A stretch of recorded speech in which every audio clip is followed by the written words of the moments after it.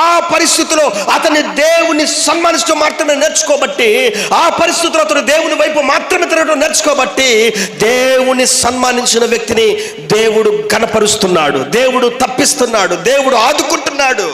91వ కీర్తనలో అనుకుంటా మంచి మాట ఉంటుంది, అతడు నా నామము నెరిగిన వాడు గనుక నేను అతన్ని తప్పించదను. హల్లెలూయా. దేవుడు తప్పిస్తాడు, ఎందుకంటే దేవుని నామాన్ని ఎరిగిన వాళ్ళం కాబట్టి. ఆ నామం శక్తి కలిగిన నామం, ఆ నామము బలమైనటువంటి నామం, ఆ నామము చాలా ఉన్నతమైన నామం.